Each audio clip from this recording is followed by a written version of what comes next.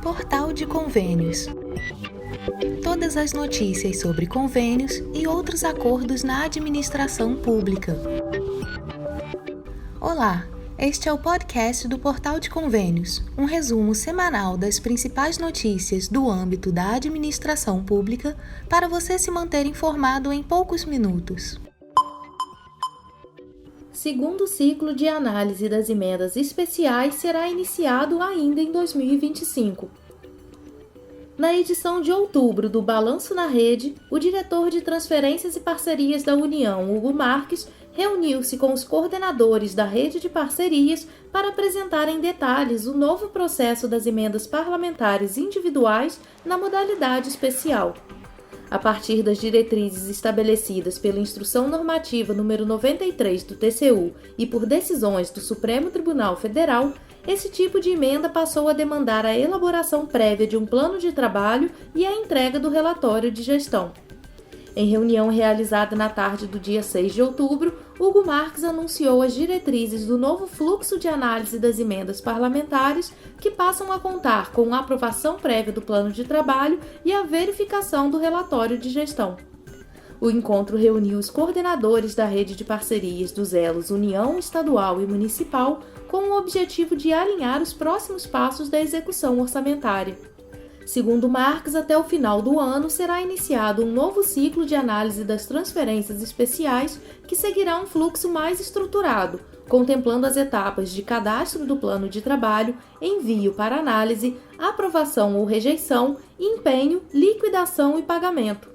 O diretor explicou que ainda não tem as datas definidas para o novo ciclo das especiais, mas haverá um novo ciclo ainda no orçamento de 2025. Ele destacou que as emendas que enfrentaram algum impeditivo técnico poderão ser reenviadas para nova análise. O parlamentar terá a opção de alterar o objeto ou o beneficiário ou manter tudo como está. A partir disso, o ciclo será reiniciado do zero. Durante a reunião, Hugo Marques também esclareceu o destino dos planos de trabalho que permanecem em análise ou foram enviados para complementação. De acordo com ele, esses casos serão classificados como impedimento técnico e deverão seguir novamente todo o rito processual.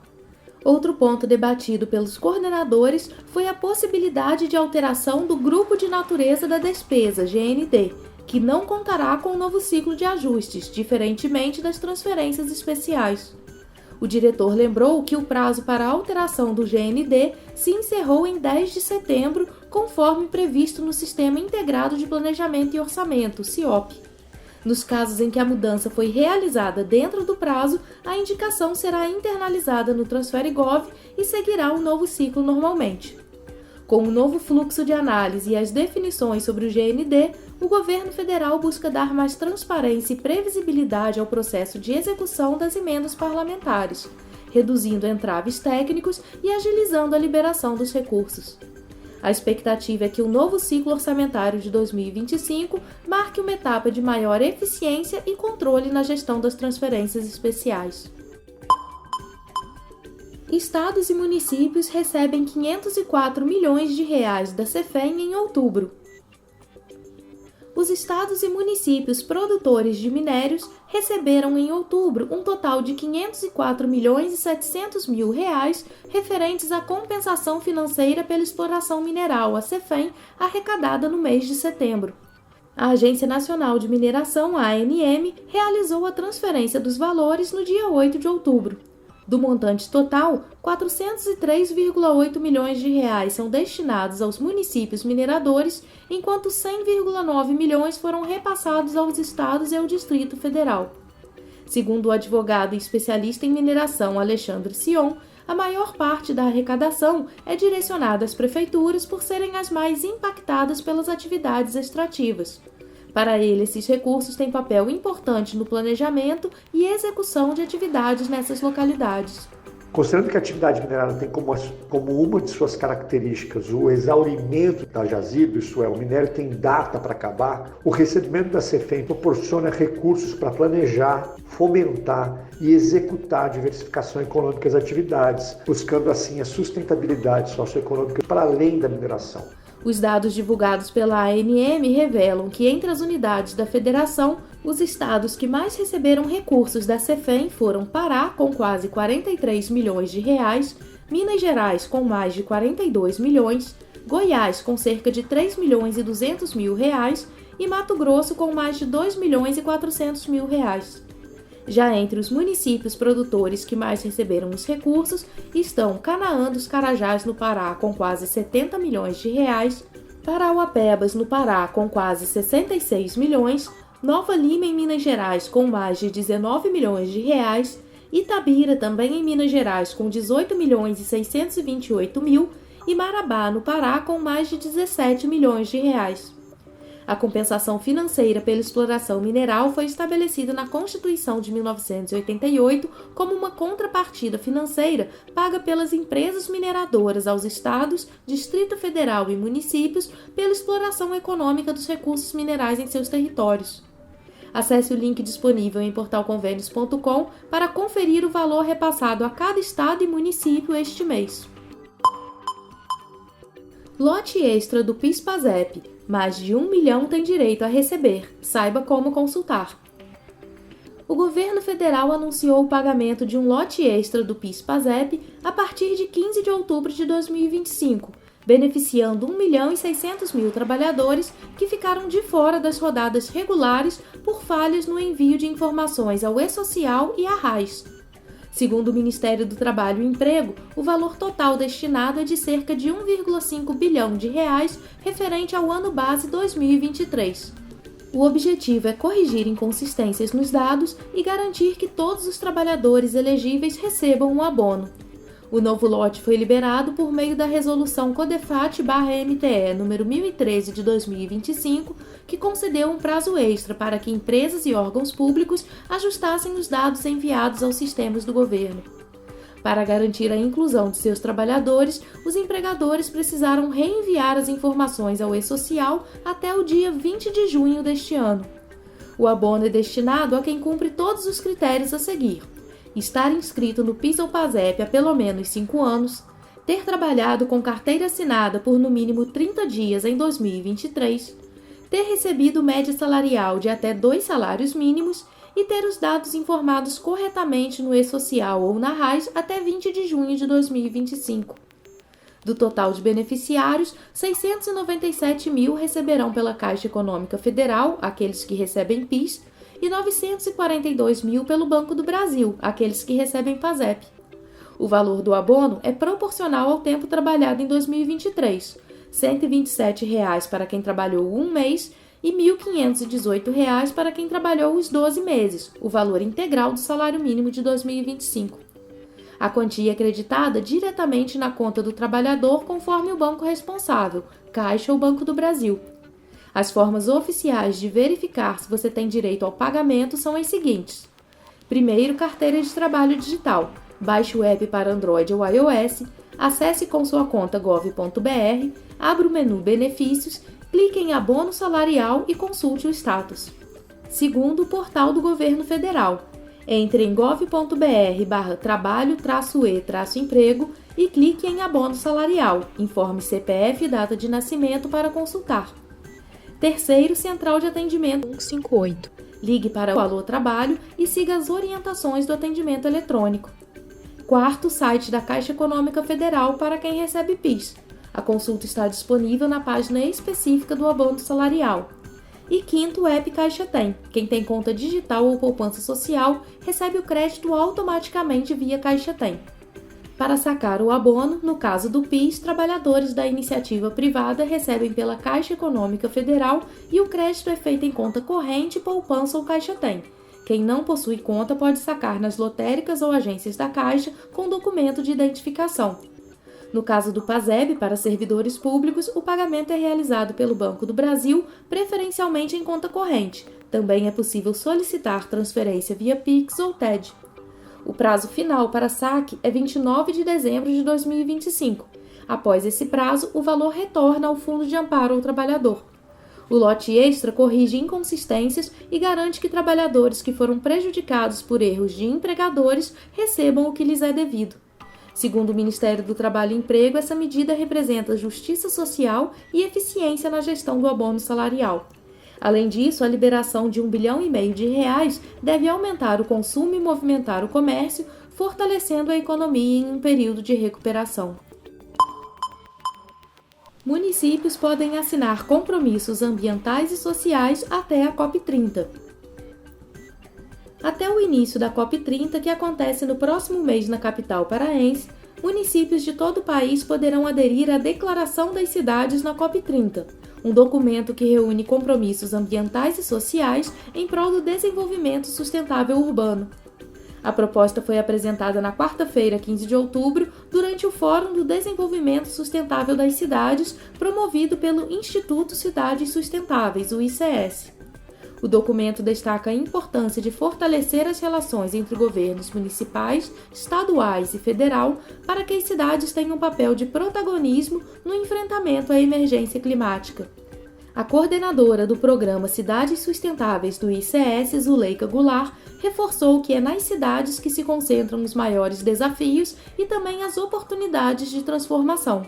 As cidades respondem por mais de 70% das emissões de gases de efeito estufa. No Brasil, os dados demográficos e socioeconômicos do censo revelam como as desigualdades socioeconômicas e raciais se refletem na exposição a riscos ambientais e climáticos, apontando para a necessidade de um planejamento urbano integrado e políticas públicas que abordem essas vulnerabilidades. Este é um compromisso das cidades brasileiras para avançar em direção à localização de iniciativas climáticas nas cidades e melhorar as capacidades de governança climática multinível em um contexto local. A Declaração das Cidades propõe 10 eixos de ação prioritária para combater a crise climática e promover a justiça climática.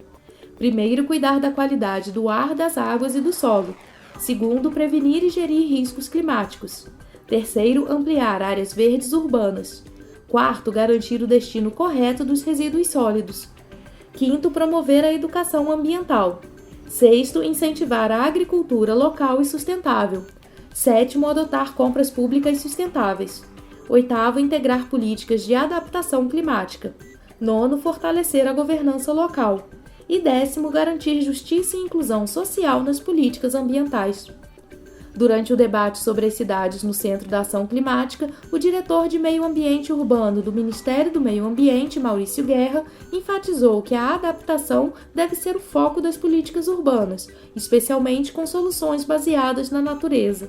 Entre todas as ações que precisamos tornar de urgente que as cidades precisam fazer são as ações de adaptação. Precisam estar junto às populações vulneráveis de nossas cidades, nas nossas comunidades e nas nossas favelas. O município que banca a maioria dos recursos da sua implementação de sua infraestrutura urbana, ela precisa ser remodelada para um contexto essencial. E o contexto da natureza é tornar nossas obras públicas na perspectiva das soluções baseadas na natureza, que é a infraestrutura verde a ser incorporada no processo de desenvolvimento urbano da nossa cidade. Esse é o ponto.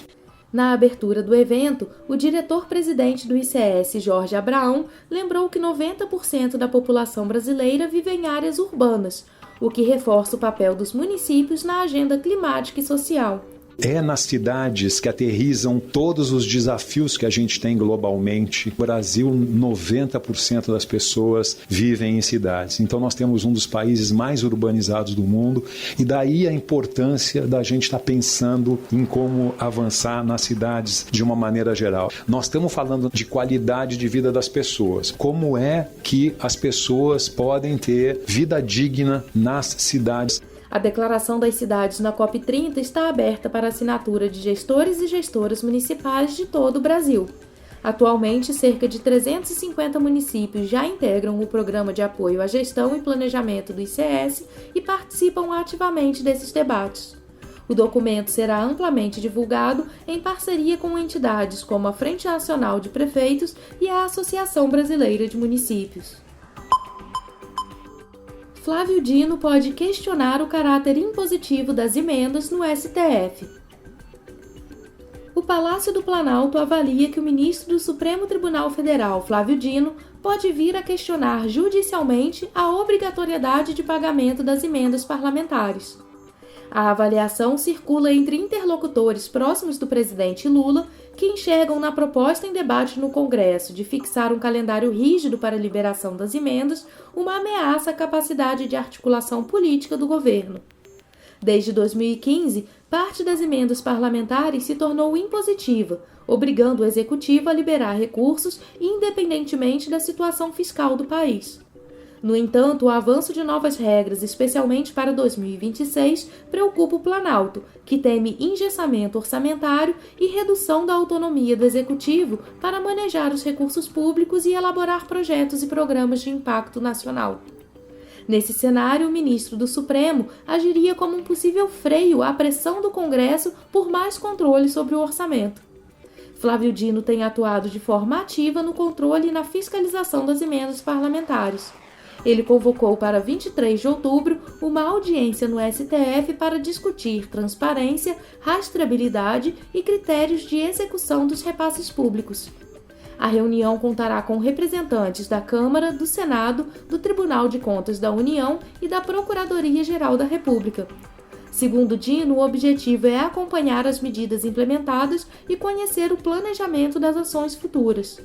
Recentemente, o ministro enviou 11 questionamentos a órgãos federais e bancos públicos sobre falhas na rastreabilidade das chamadas emendas PIX, que movimentam bilhões de reais por fora de mecanismos tradicionais de controle orçamentário. O projeto em discussão no Legislativo propõe prazos claros para a apresentação, análise e pagamento das emendas. 30 dias após a sanção da Lei de Diretrizes Orçamentárias para a apresentação, 60 a 90 dias para análise pelo Executivo e até 60 dias para empenho e liberação dos recursos. O texto ainda determina que as emendas impositivas sejam quitadas até julho de 2026, antes do período eleitoral. Técnicos do governo avaliam que essa medida poderia reduzir a margem de negociação política e forçar o Executivo a recorrer ao STF para flexibilizar as regras, movimento que pode ser liderado por Dino.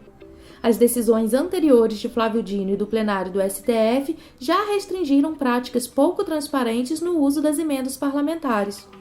Entre as determinações estão a obrigatoriedade de identificar os autores das emendas, a divulgação pública dos planos de trabalho e a suspensão de repasses considerados irregulares a diversos municípios sob suspeita de desvio e corrupção.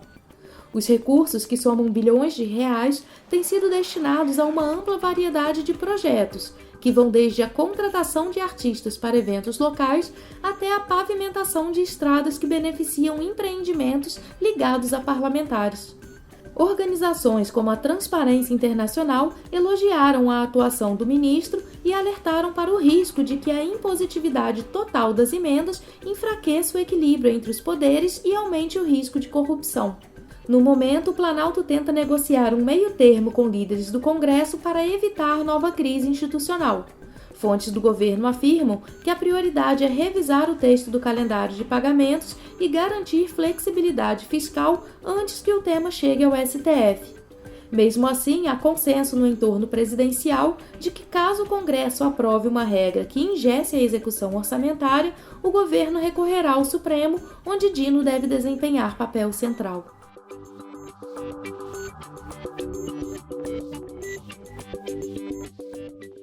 Você ouviu mais um podcast do Portal de Convênios, te atualizando sobre projetos, prazos e ações em administração pública. Continue se informando em nosso site portalconvenios.com. Até a próxima!